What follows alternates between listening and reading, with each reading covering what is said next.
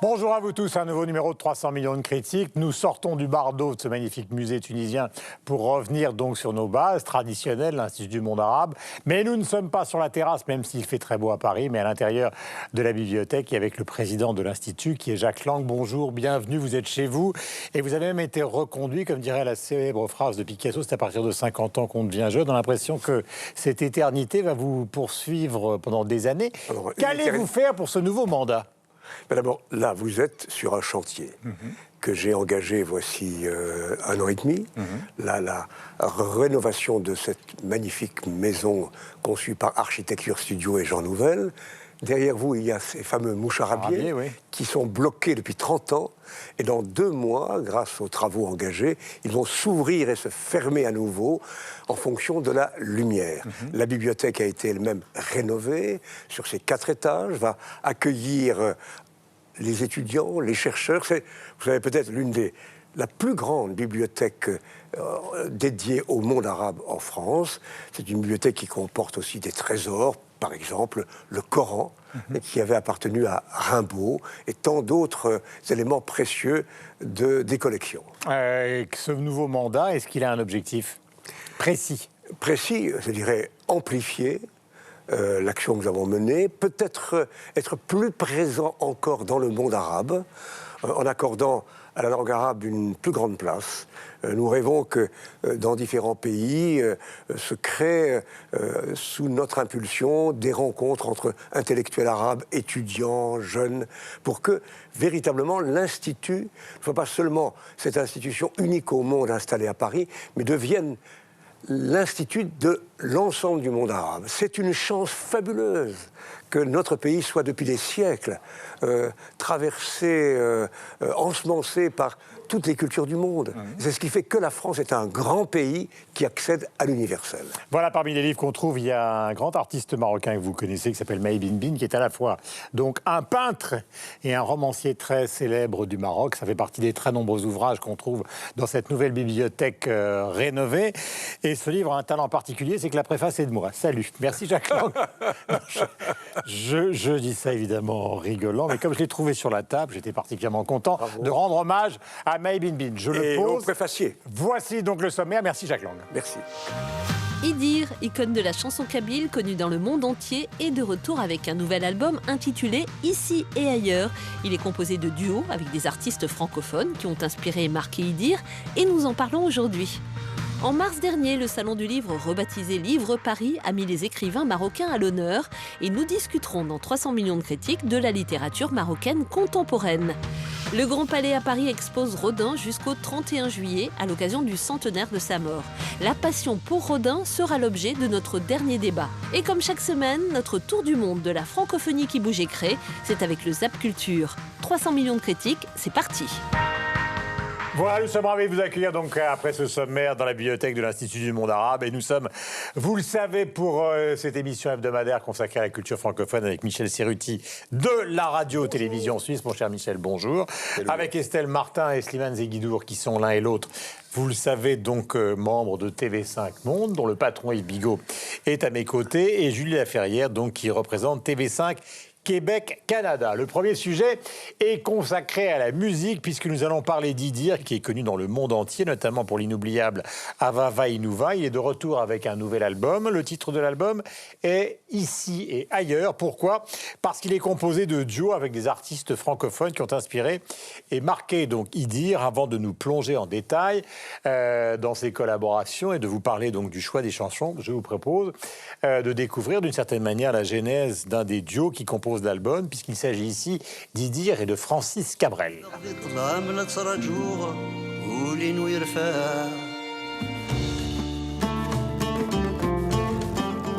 Est-ce que ce monde est sérieux ?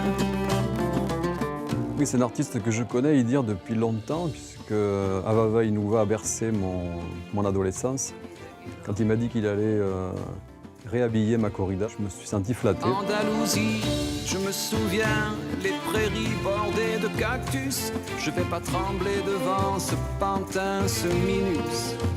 Je vais l'attraper, lui et son chapeau, les faire tourner comme un soleil. Ce soir, la femme du torero dormira sur ses deux oreilles. Déjà, le thème de la corrida me plaisait. Parce que d'un point de vue militant, je suis d'accord avec les idées qu'il chante. Ce qui m'a plu, c'est que on change de monde. Le kabyle chanté par Idir, oui, ça m'évoque effectivement des beaux paysages, des belles sensations, des belles couleurs. C'est une forme justement de mélopée lancinante, comme ça t'es comme enveloppé quoi, dans l'univers musical. Ils sortent d'où ces acrobates avec leurs costumes de papier. J'ai jamais appris à me battre contre des poupées.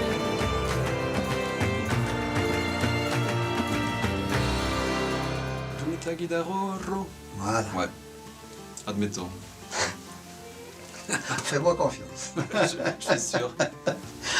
Je vais faire semblant de me tromper 2 ou 3 fois.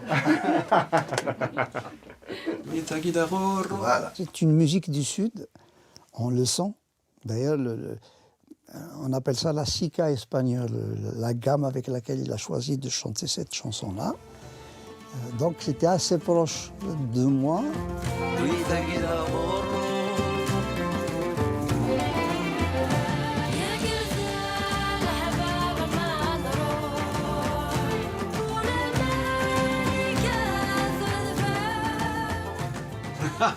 D'accord. Ah ouais? Pas mal. Ok, mais écoute. Comme ça, il y en a des bons et des moins bons, tu choisiras.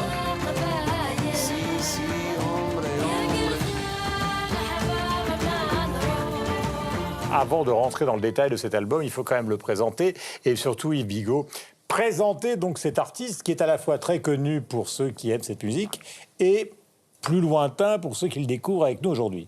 C'est la vedette du monde kabyle, on va dire. Hein. C'est lui qui est l'interprète de cette culture pour, en tous les cas, le public français.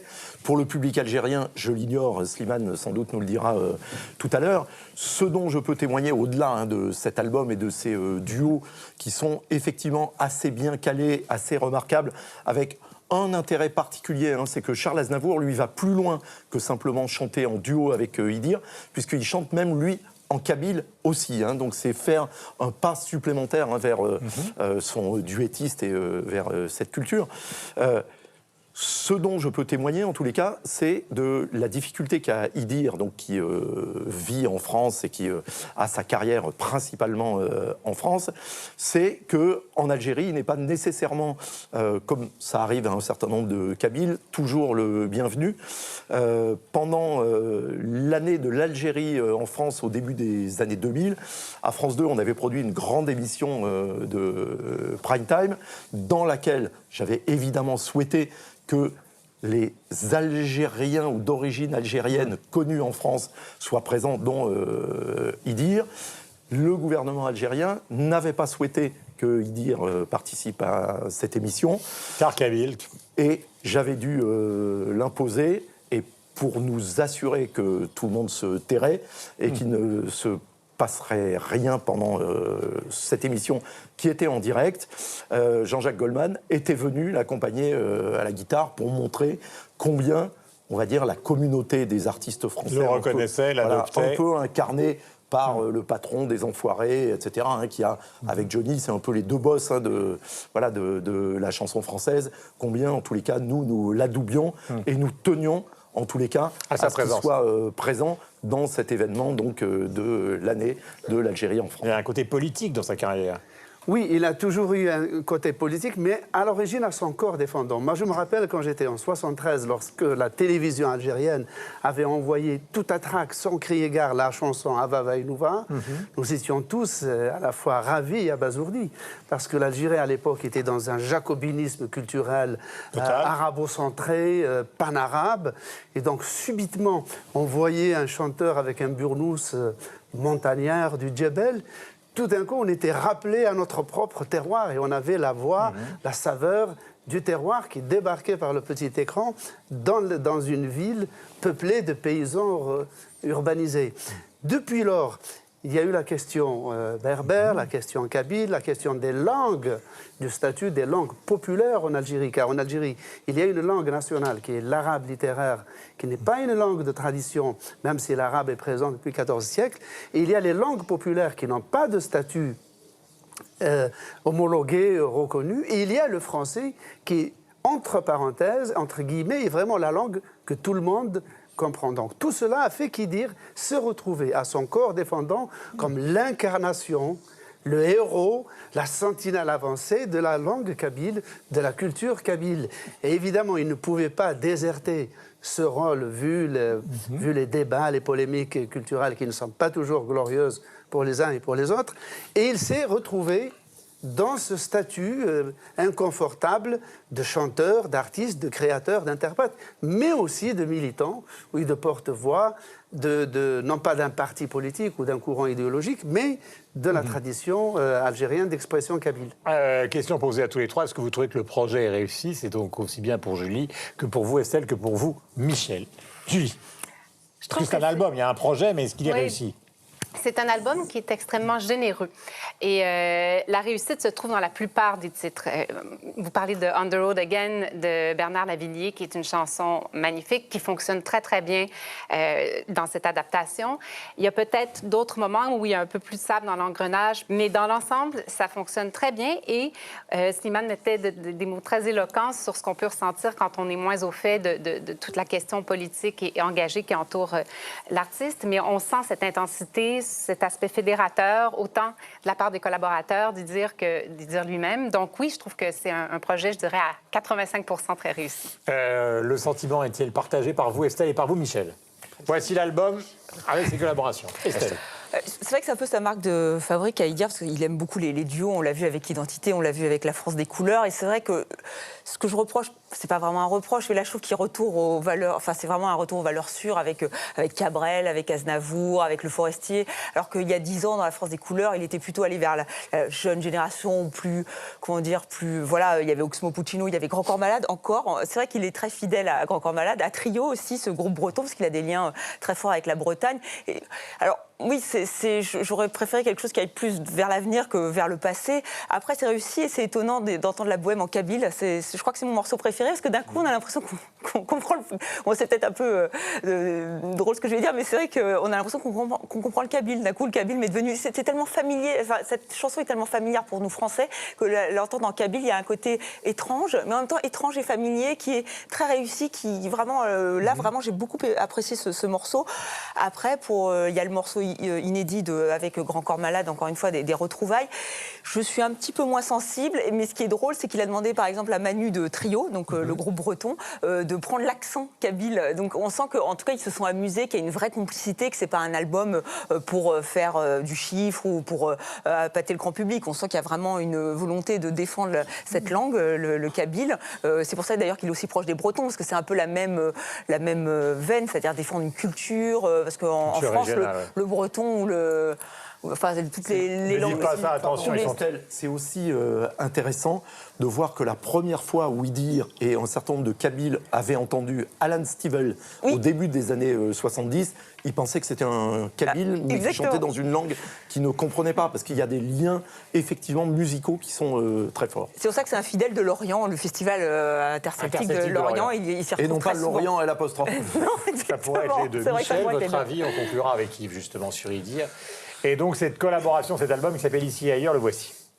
Oui, moi je me souviens d'une interview que donnait Idir, dans laquelle il expliquait une chose, des fois qu'on a de la peine à se représenter. C'est-à-dire qu'il disait, avant que la chanson kabyle n'existe véritablement à travers lui, enfin lui il fait partie un peu des 3 grands chanteurs kabyles avec Ait Mengelet et puis Matou Blounache, il disait... Avant cela, il y avait 2 types de chansons. C'était soit on faisait des chansons, entre guillemets, d'amour, des chansons tendres, ou alors on faisait des chansons à la gloire du régnant. C'est un petit peu les 2 seules options qui existaient. Et puis ensuite, avec la chanson kabyle, est venue une chanson que lui-même appelle une chanson de contestation, et qui n'existait pas auparavant.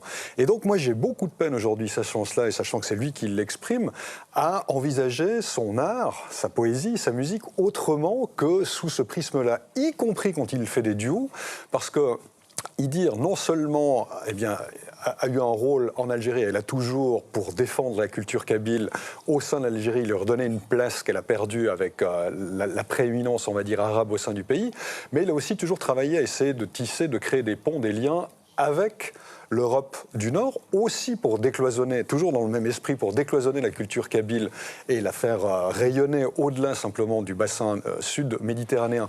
Donc un album comme celui qu'on voit là, avec des gloires de la chanson française qui ont pour la majeure partie un certain âge, pour reprendre ce que disait Estelle, même s'il y en a des plus jeunes, ça s'inscrit aussi dans cet esprit-là. Et moi, avec les années, j'avoue que je ne sais pas dans quelle mesure en Suisse c'est perçu comme ça de manière plus générale, mais je suis plus sensible finalement à la démarche, on va dire, culturelle, identitaire, que véritablement artistique de la part de Didier. J'arrive pas véritablement à dissocier les deux choses aujourd'hui quand je l'écoute, comme quand on écoute avec Mengele ou quand on écoute Matou Blounas. Dernière question, Yves Bigot. Est-ce que tous les choix sont bons ?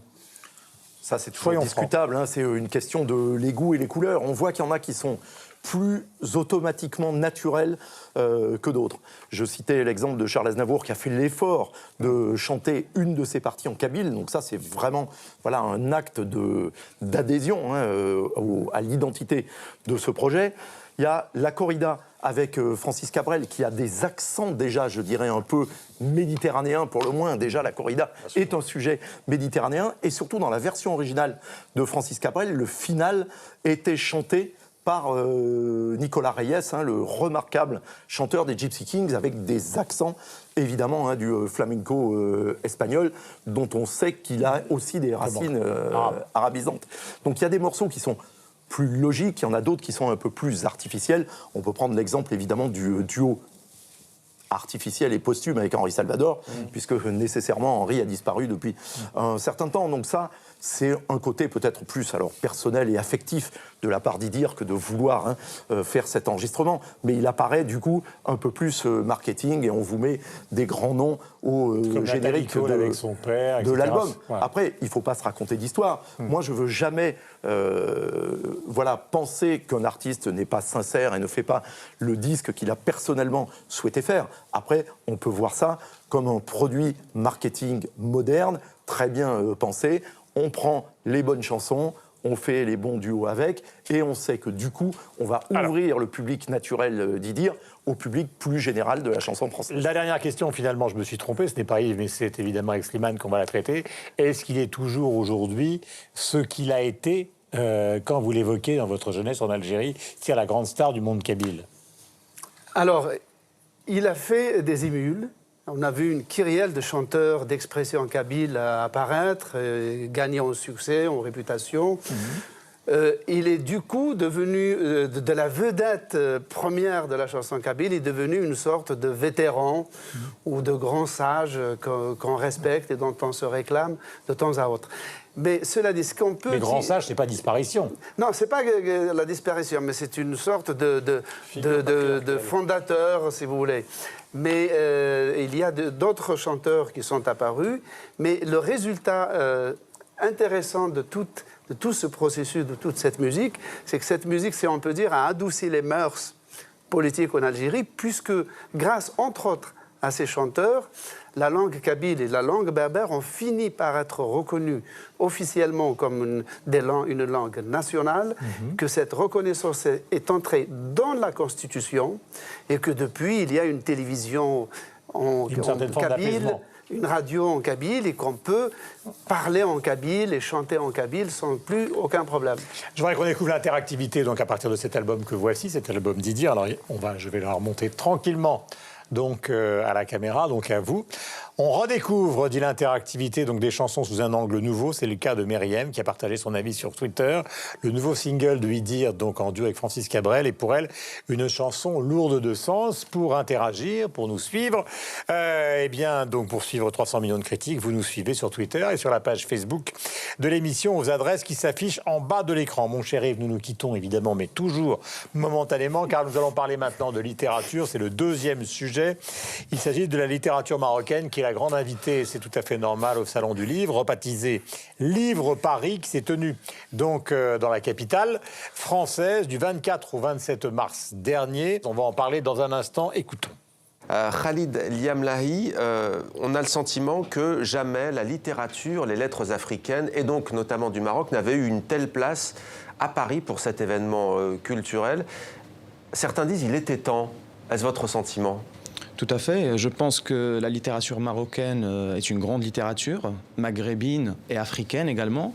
Et je pense effectivement que le fait que le Maroc soit le pays invité cette année, je pense que c'est justice rendue finalement à cette littérature marocaine qui est riche, diversifiée, plurilingue.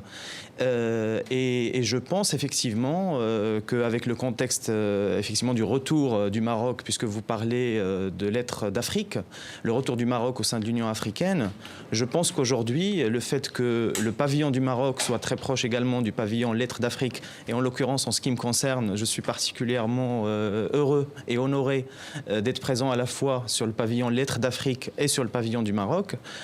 Donc je pense effectivement c'est vraiment une bonne chose et voilà, et je pense qu'il faut qu'il y ait d'autres occasions de parler et de présenter, pour parler et présenter la littérature marocaine. Voilà, ce Salon du Livre met en avant donc la littérature contemporaine marocaine, donc de Tahar Benjelloun à Leila Slimani.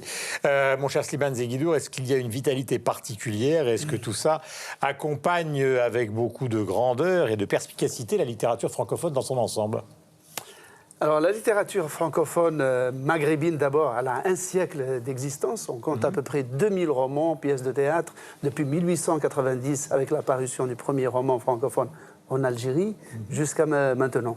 Au Maroc, la littérature francophone a commencé à émerger vers les années 50 avec Ahmed Sefroui, Driss Chraibi, donc sous le protectorat français.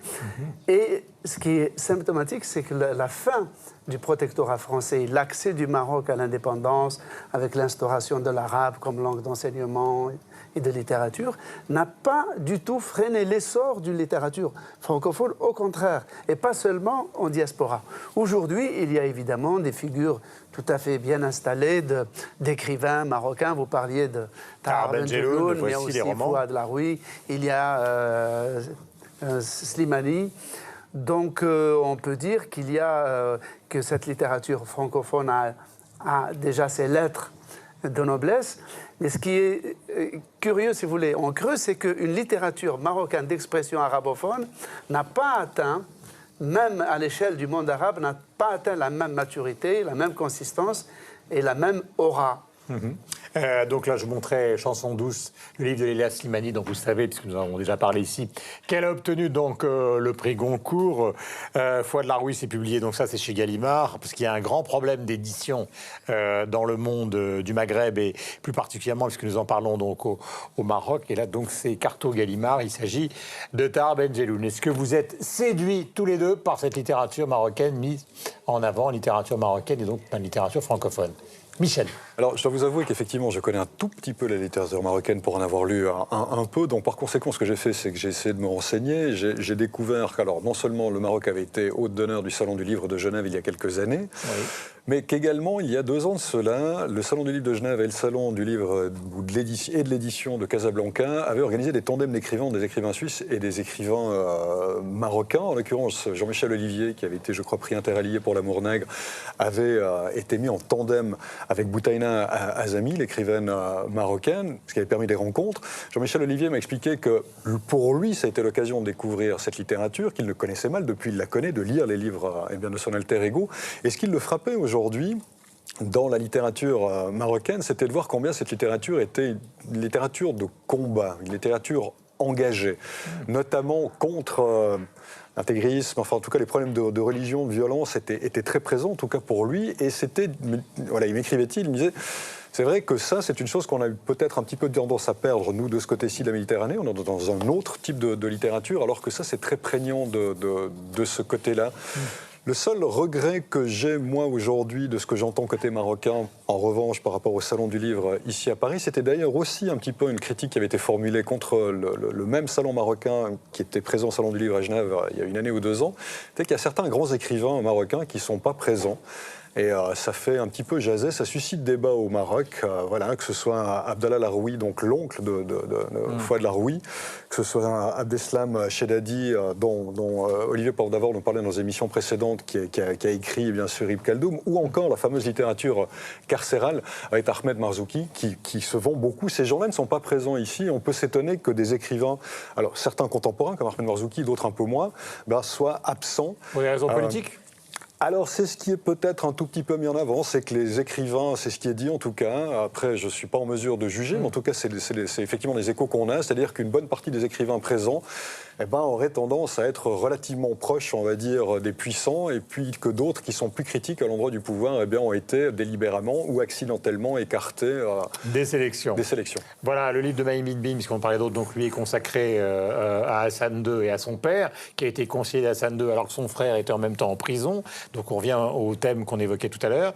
Et Les Étoiles de Simi Moumen, donc chez Flammarion en 2010, c'était carrément un livre sur le terrorisme. Donc il y a effectivement, contrairement à ce qu'on peut croire, c'est pas les 1001 nuits totalement la littérature contemporaine marocaine. C'est vraiment une littérature engagée, parfois violente. Estelle. Mais en même temps, il y a un glissement, c'est-à-dire qu'il y a une partie des auteurs marocains qui ont beaucoup écrit notamment contre le gouvernement, enfin pas le gouvernement, mais contre le régime du roi Hassan II, les violences qui étaient exercées. Il y a eu ça a été assez compliqué pour eux. D'ailleurs, même Marie Bidbin le raconte aussi dans Le Fou du Roi. Mais aujourd'hui, avec Leila Slimani ou avec Reda Dalil, on voit qu'il y a une nouvelle génération qui ne revient plus vraiment sur cette histoire et qui certes est engagée, mais qui aussi s'est mondialisée. On l'a vu avec Leila Slimani, elle a beau être marocaine, elle parle d'une histoire qui se passe à Paris, d'un couple français. On le voit avec Reda Dalil. Reda Dalil, lui, ça se passe au Maroc, mais dans son premier roman, Le Job, qui a fait beaucoup parler de lui et qui a eu le prix de la Mamounia, un prix qui, d'ailleurs, un prix littéraire assez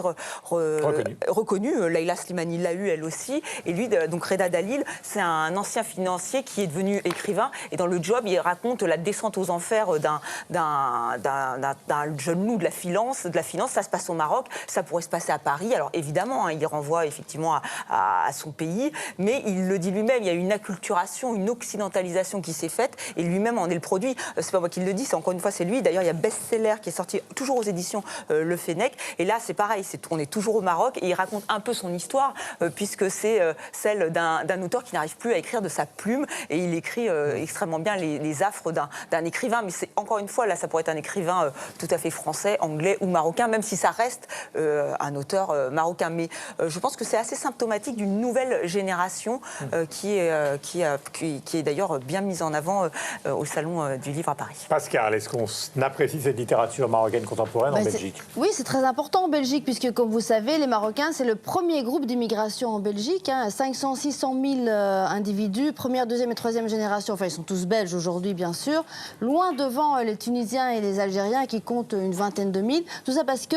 en 1964, la Belgique et le Maroc ont signé des accords d'échange de main-d'œuvre pour venir travailler dans l'industrie belge. Alors moi j'ai été au Salon du Livre dans le pavillon marocain, c'était très très bien présenté. Et alors j'ai trouvé cette petite perle. Ceci n'est pas une valise, récit arabe sous un ciel belge. Donc c'est un ouvrage qui rassemble plusieurs nouvelles, essais, écrites en arabe. Et allusion à Magritte, donc. Ouais, évidemment, ça ne vous a pas échappé. Absolument. Coordonné par ce monsieur qui est Taha Adnan, qui est donc installé en Belgique depuis 1996 et qui dit « Face à l'exil géographique, eh bien nous refusons l'exil linguistique et nous continuons à écrire en arabe. » Et puis les nouvelles ont toutes été traduites en français par un professeur d'université de Bruxelles. Et puis alors j'ai trouvé aussi d'autres perles. Nabil Amar, qui vit également en Belgique, qui est marocain d'origine et qui raconte « Mon ami, ce futur terroriste, très, très beau parcours et très actuel, puisque vous disiez effectivement la littérature marocaine, c'est pas du tout mille et une nuits, c'est très ancré dans l'actualité. Et puis alors moi, j'avais envie de parler de Rachid Benzine, qui n'est pas installé en Belgique et français, mais qui a un succès fou. Il ne se passe pas un mois sans qu'il vienne faire une conférence ou un article ou une interview. Alors vous connaissez Le Coran expliqué aux jeunes, hein, extraordinaire, et vient de sortir ce nouvel essai, Nour, pourquoi n'ai-je rien vu venir? C'est un échange épistolaire imaginé avec sa fille, Nour, qui serait partie faire le djihad en Syrie et en Irak. Voilà. Je n'ai pas encore cité Abdelatif Labi, le voici Petite Lumière. C'est donc un intellectuel marocain qui a récupéré l'essentiel de ses textes, donc écrits sur tous les sujets d'actualité, y compris les sujets littéraires, entre 1982 et 2016. Julie, votre appréciation de cette littérature contemporaine marocaine à l'honneur du Salon du Livre de Paris il y a quelques semaines? Eh bien, ce que ce plateau a d'intéressant dans ces échanges culturels de la francophonie, c'est que c'est un bon baromètre pour voir les différences territoriales et géographiques. Alors, malheureusement, au Québec, la littérature marocaine est très peu diffusée, très peu distribuée, malgré le fait qu'il y ait une diaspora marocaine importante. Et c'est un peu un problème qu'on a avec la littérature africaine en général. Il y a Gallimard qui a toujours une très, très belle collection qu'on peut retrouver en librairie qui se concentre sur la littérature africaine. Pour la littérature marocaine, on connaît bien sûr Tahar Ben Jaloun, on connaît Slimani, mais on a vraiment tout à découvrir de cette littérature-là. On est plus volontiers en lien avec la littérature caribéenne ou antillaise, avec Dany Laferrière comme ambassadeur, et aussi pour une raison de proximité et de distribution. Donc, pour les besoins de cette conversation, je me suis intéressée au livre que vous montriez, Le Fou du Roi, de Bin Bin, qui est savoureux. Vraiment, j'ai l'impression qu'il y a un univers qui s'ouvre à moi et je n'ai qu'envie d'en lire davantage et davantage. Donc, le Québec et la littérature marocaine, il y a un travail à faire de diffusion et de distribution. C'est peut-être pas le seul lieu en Amérique du Nord où il y a ce problème. Dernière question, Slimane. Est-ce qu'il n'y a pas chez les auteurs de l'ensemble du Maghreb un problème entre ceux qui font carrière chez les éditeurs français en français et une autre partie de la créativité qui est justement arabophone, avec des éditeurs arabophones? Et on sent quand même, pour avoir présidé là-bas un prix littéraire, qu'il y a un peu de tension entre ces deux mondes. Ah, plus que de la tension, il y a une défiance quotidienne et palpable. Effectivement, il y a les écrivains francophones qui, la plupart, vivent en Europe, en diaspora. Ce sont eux qui jouissent, disons, du prestige des médias français, notamment au Maghreb. Il faut rappeler que les télévisions françaises sont regardées quotidiennement en Afrique du Nord, à tel point que les programmes de télé françaises sont donnés par les quotidiens locaux. Donc ils ont un prestige. Il y a des écrivains arabophones, mais qui sont beaucoup plus marginalisés, d'autant plus qu'il n'y a aucune diffusion horizontale entre les pays arabes. C'est-à-dire qu'un écrivain marocain n'est pas diffusé ni en Algérie, ni en Égypte, ni au Moyen-Orient, sauf s'il est édité à Beyrouth, mais il n'est pas diffusé pour autant dans le reste. Donc ça fait un lectorat extrêmement restreint. D'autre part, les écrivains qui écrivent en arabe ont un autre problème dont on ne parle peu, mais qui est majeur. C'est que la langue arabe littéraire est considérée comme une langue sacrée, comme une langue du Coran. Donc on ne peut pas raconter dans une fiction, utiliser des mots grivois, des mots crus dans cette langue. Donc il y a une auto-inhibition consciente et inconsciente qui empêche le roman, dans l'expression arabe littéraire, vraiment de casser les tabous pour refléter la réalité telle qu'elle est. Alors, il y a une solution intermédiaire qui s'ébauche, notamment au Maroc, c'est des gens qui encouragent à utiliser l'arabe dialectal qu'on appelle au Maroc et en Algérie la darija, qui est un mélange d'arabe, de berbère, de français, d'espagnol, parfois d'italien, une sorte de sabir, comme ça, de lingua franca. Beaucoup de gens disent que c'est la langue vraiment que comprend la majorité, les citoyens lambda, et qu'il faut essayer d'inventer une littérature dans cette langue. Interactivité concernant la littérature marocaine. Deux jeunes espoirs de la littérature marocaine sont réunis sur le même selfie, ou autoportrait, pour rester francophone. Hicham Tahir qui prend la pose à côté d'Abdella Taïa sur Instagram. Vous nous suivez évidemment sur Twitter et sur la page Facebook de 300 millions de critiques aux adresses qui s'affichent en bas de l'écran. N'hésitez pas à nous laisser évidemment tous vos commentaires, les positifs et les négatifs. Mon cher Slimane, on se revoit bientôt, bien évidemment dans une autre émission. Nous allons parler maintenant, juste avant le Zap, plutôt après le Zap Culture, d'un personnage énorme dans l'histoire de la sculpture mondiale. Il s'agit d'Auguste Rodin. Mais tout de suite, le Zap. You we eat them to be free. incarne des sonorités pop, Loïc Notet présente son premier album à la RTBF. Selfocratie est conçu comme la bande originale d'un film. Un univers sombre, celui d'une société abîmée. Pourquoi vous acharnez sur moi comme ça? Qu'est-ce que je vous ai fait? Il y a un terrain un peu perso et intime, parce que moi, mon père est consultant en ressources humaines. Cette forme de management qu'on a appelé management par la terreur, management par la peur.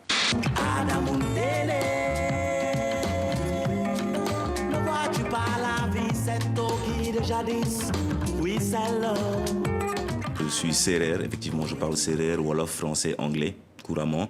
Après, toutes les autres langues, je ne les parle pas, mais j'ai rencontré beaucoup de gens d'origines différentes et à chaque fois, je m'amuse à leur demander de me traduire des bouts de texte.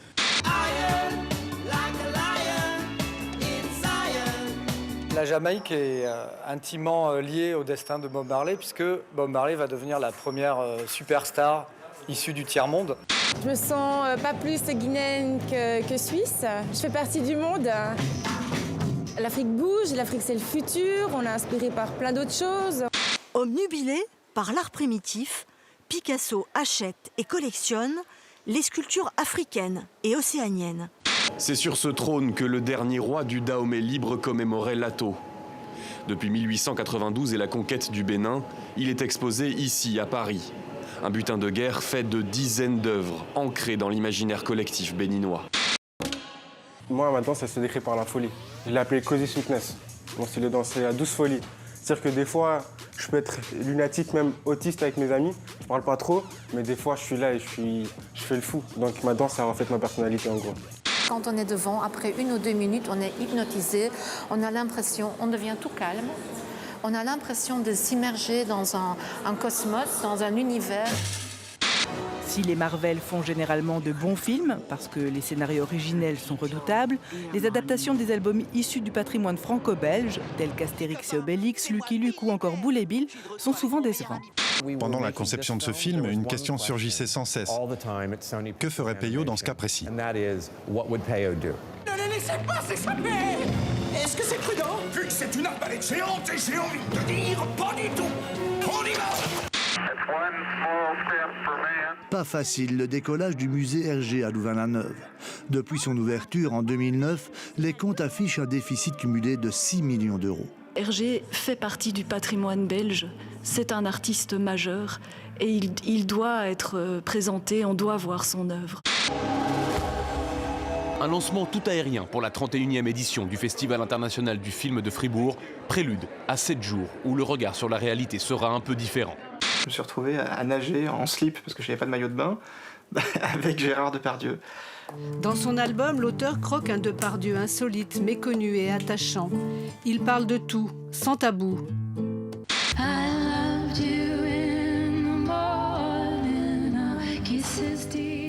Malgré son départ, le grand Leonard Cohen était bien présent ce soir à la cérémonie des Junos qui se tenait à Ottawa.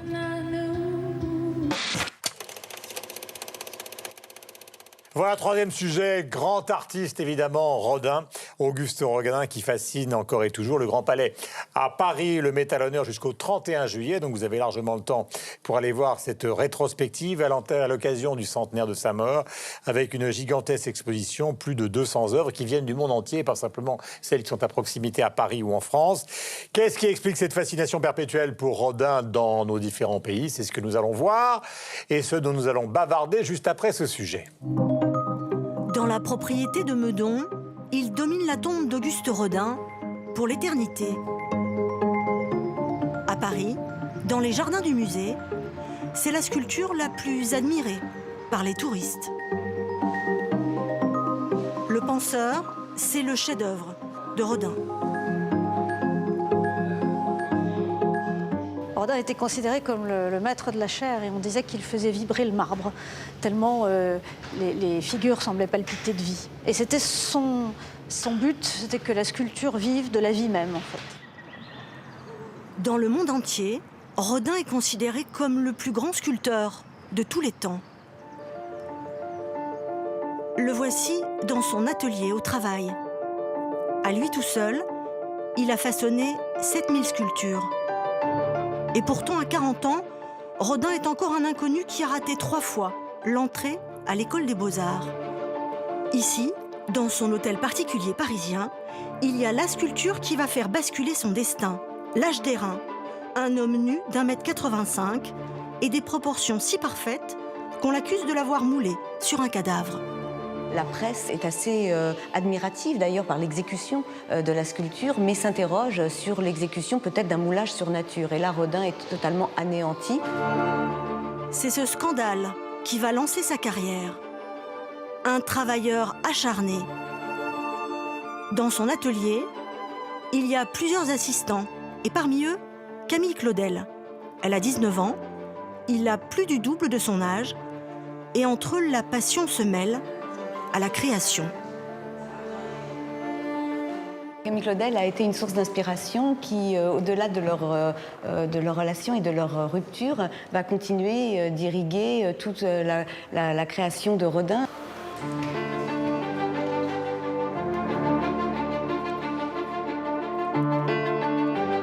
Après la rupture avec Camille Claudel, Rodin retourne plus souvent chez lui, à Meudon. Ici, il y a Rose, sa compagne de toujours. Et c'est une vie toute simple, même si à cette époque-là, Rodin est l'artiste le plus célèbre de France. À l'époque, oui, Rodin est une vraie star et je dois dire qu'il y a des artistes du monde entier qui viennent à Meudon pour découvrir son atelier et pour découvrir le sculpteur.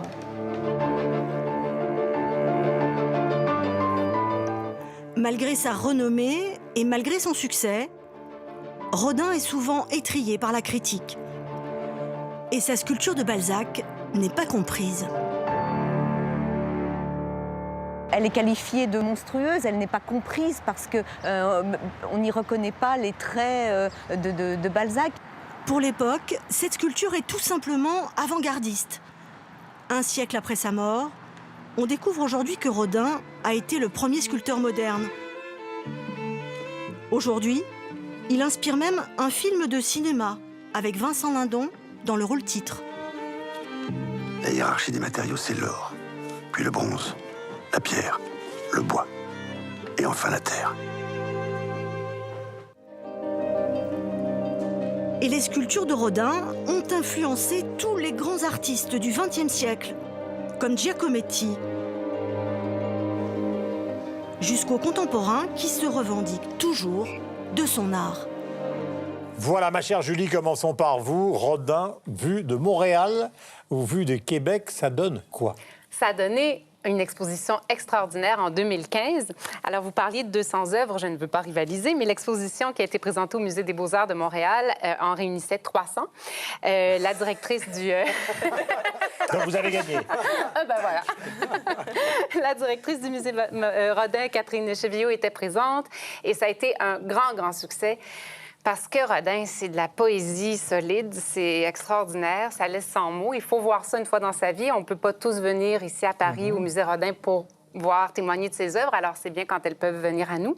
Alors, cette exposition, on voyait pour la première fois en Amérique des œuvres telles Le Penseur, L'Homme qui marche, Ève, La Grande Méditation. Il y avait des prêts de grands musées américains aussi, entre autres du Met à New York.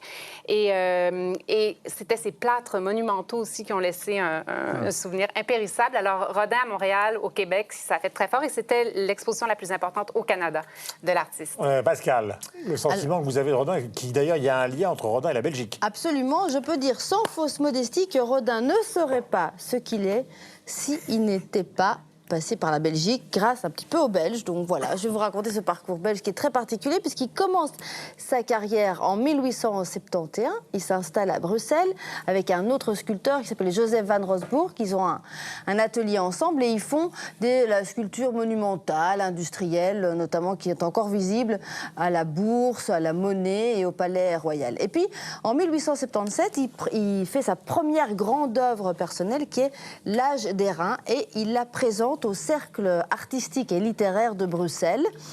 Il rencontre un certain succès et commence la polémique, puisque vous connaissez cette sculpture, alors je vous la montre ici. Il y a tout un catalogue, c'est extrêmement intéressant, qui traite de ce sujet.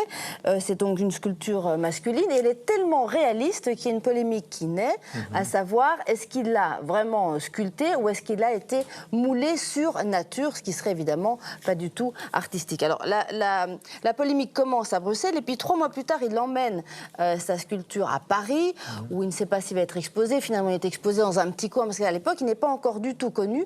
Et alors, paradoxalement, la polémique enfle et lance sa carrière véritablement à Paris. À ce moment-là, une commission d'enquête est lancée, parce qu'il faut savoir, est-ce qu'il l'a vraiment sculpté ou est-ce qu'il l'a moulé sur nature, etc. Et donc les amis belges... le moulé serait quand même dans un état complexe. Non, mais alors on ne sait pas si... Non, c'est soit sur cadavre, parce qu'il y a des gens qui faisaient ça sur cadavre. Voilà, mais donc il n'y a pas d'interprétation artistique, évidemment, si c'est simplement du moulé sur nature. Alors, les amis belges de Rodin viennent à sa rescousse, notamment le directeur de l'Académie des Beaux-Arts de Bruxelles. Ils envoient une lettre. Le modèle, alors ça aussi c'est très important, saviez-vous que le modèle de l'âge d'airain, c'est un soldat belge qui est trié sur le volet parmi 9 candidats. Et donc, lui fournit les photos, puisqu'il continue à travailler sur photos. Toutes ces photos sont dans ce livre. Et même le commandant du soldat belge, écrit une lettre pour certifier que oui, il a donné la permission à Auguste Neyt, c'est son nom, pour venir poser pour Rodin. Voilà. Donc, une étape belge a été importante dans la carrière de Rodin. Absolument. Finalement, il est blanchi et la carrière de Rodin est lancée. Voilà, Victoria Charles. Victoria Charles Rodin, la sculpture nue. Donc faire cocorico, nous aussi. Voilà, vous découvrez ce qui fait la caractéristique, évidemment, de la sculpture de Rodin entre la fin du 19e siècle et le début du 20e siècle. C'est, d'une certaine manière, un sculpteur expressionniste, qu'il s'agisse du baiser ou des autres. Il suffit de voir cet enlacement.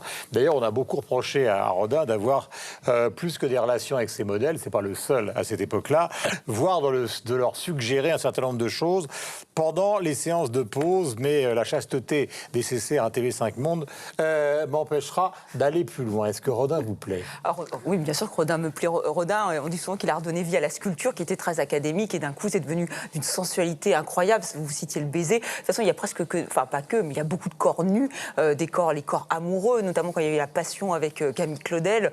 Vraiment, il a ressuscité le marbre. Le marbre palpite, le marbre vit. C'est quand même quand on voit ce que c'est que du marbre. Et surtout, il redonne vie. C'est vraiment le père de la sculpture moderne. Il a influencé des Picasso, des Giacometti et j'en passe, parce que vraiment, il a pris... alors moi, j'ai découvert qu'effectivement, il était allé à Rome. En fait, il est arrivé sur le tard, 37 ans, parce qu'on l'a refusé aux Beaux-Arts, parce que c'est vrai qu'il a mis du temps à se faire reconnaître. Il est passé par la petite porte, les artisans, donc il a une autre vision. Il a dû en plus... il n'est pas arrivé tout de suite au firmament, au summum, et il est parti en Italie. Il s'est beaucoup inspiré du Michel-Ange et du No Finito. Voilà. Et c'est là qu'on voit que en fait, tous les points de cassure, lui, il s'en est servi. C'est-à-dire qu'il n'a pas tout gommé, au contraire, il a montré les accidents. Il a utilisé les accidents dans la sculpture pour en faire ses œuvres. Et c'est vrai que ça donne des œuvres saisissantes, souvent décriées. C'est vrai qu'on sent que Rodin, c'était quand même, il avait un côté rebelle. Alors d'un côté, il a ce côté très bourgeois avec sa barbe, avec Rose, sa compagne qu'il a mis du temps à épouser. Donc il y a vraiment ce côté assez bourgeois, vraiment dans son temps. Et d'un autre côté, il est totalement toujours en recherche, toujours, il ne voulait pas rentrer dans des schémas établis. Comme vous nous avez dit tout à l'heure. Exactement. Il est palpique, Auguste est palpique. Palpitant.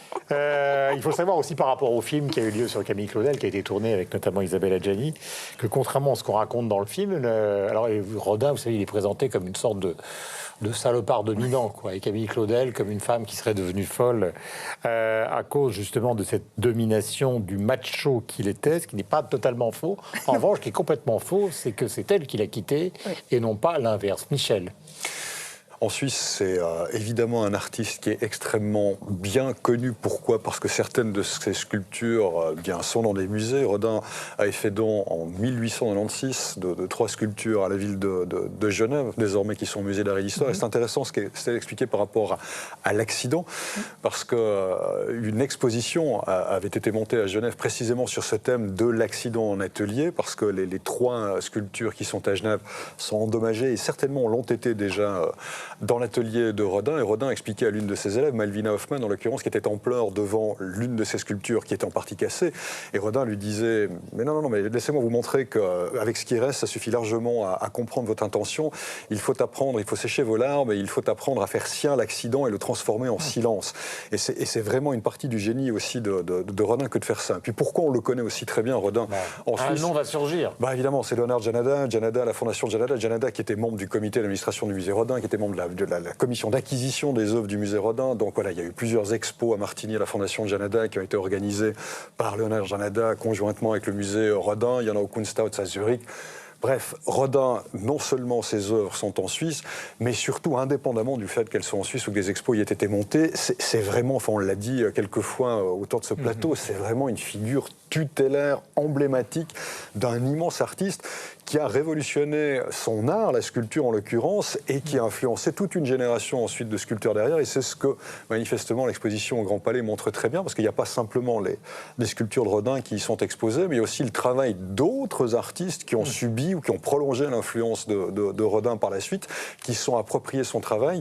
Et c'est ça qui fait un grand artiste aujourd'hui, que ce soit en sculpture, que ce soit Miles Davis en jazz, que ce soit, je ne sais pas, Pelé en football. Enfin, il y a des gens avant, après, qui ont influencé la suite de leur mode d'expression. Et c'est ce que Rodin a été pour la sculpture. Le grand sculpteur suisse étant, vous le savez, Giacometti. Bien sûr, et qui, alors absolument, Giacometti a été influencé aussi par Rodin, évidemment. Nous allons passer maintenant à l'interactivité. La scénographie de l'exposition de Rodin a marqué les internautes, Sabrina en particulier, qui a été frappée par la confrontation entre son penseur et celui de l'artiste allemand Georges Baselitz. Je n'aime pas du tout le penseur de Rodin, dit-il, c'est trop proche de Michel-Ange, disait Baselitz, et pourtant, pour interagir, vous aussi, avec 300 millions de critiques, vous nous suivez sur Twitter et sur la page Facebook de l'émission aux adresses qui s'affichent en bas de l'écran. Michel, votre coup de cœur? Alors mon coup de cœur est un objet littéraire. Cette semaine, c'est un bouquin qu'on doit à l'écrivain et journaliste suisse Pierre Crevoisier. Je ne sais pas s'il y a une tendance en Suisse à écrire des bouquins entre la littérature et les romans policiers. C'en est un, c'est très bien écrit. L'intrigue est très intéressante. Ça nous amène de l'Algérie, la guerre d'Algérie à la torture, en passant par l'Afrique du Sud, par le Cap Fréhel. C'est à la fois un drame familial. C'est un bouquin qui vous emmène. Ça vous parle de Evgeny Onegin, de Pouchkine. Bref, c'est pas un ovni, c'est un très beau livre, mais qui a 1000 portes par lesquelles on peut le prendre, le lire, et qui vous occupe l'esprit pendant sa lecture et après sa lecture. Estelle. Un poète franco-suisse, il s'appelle Pierre Vouellin, Sur la mort brève est l'un de ses ouvrages. Il a reçu le prix Louise Labbé, qui est un prix de poésie, décerné par un jury francophone et féminin. C'est une poésie qui est inspirée de la nature de Franche-Comté, mais qui est surtout hantée par la Shoah, je vous le conseille. Voilà, Sur la mort brève, Pierre Vouellin, aux éditions Fata Morgana. Ma chère Julie. Alors, coup de cœur pour Louis Bélanger et son film Les Mauvaises Herbes qui prend l'affiche ces jours-ci en France. Alors, Courrésie, c'est un petit bijou. Si vous avez envie de voir le Québec en plein hiver, eh bien, Louis Bélanger a braqué sa caméra sur un huis clos improbable entre 3 personnages dans une plantation de potes. Vous dites Marie-Joanna ici, hein, c'est ça? Dans une plantation de potes. C'est vraiment à la fois délicieux et joyeux. Les Mauvaises Herbes de Louis Bélanger.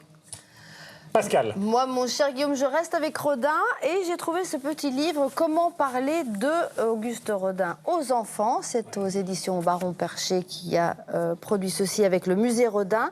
Et puis, très franchement, si vous avez envie de vous replonger dans cette époque, revoyez Camille Claudel, on en parlait tout à l'heure avec Adjani et Depardieu. Ça donne quand même une idée extrêmement précise de comment on travaillait à l'époque et les rapports, même si, bon, historiquement, il y a des petites libertés. Et alors, on attend avec impatience, au mois de mai, le Rodin de Jacques Doyon, interprété par Vincent Lindon.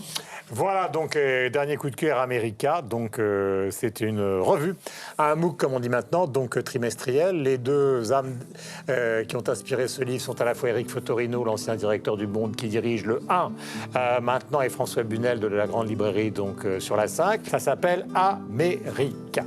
Merci, on se retrouve, vous l'avez remarqué, nous sommes dans la bibliothèque de l'Institut du Monde Arabe. On se retrouve avec grand plaisir la semaine prochaine.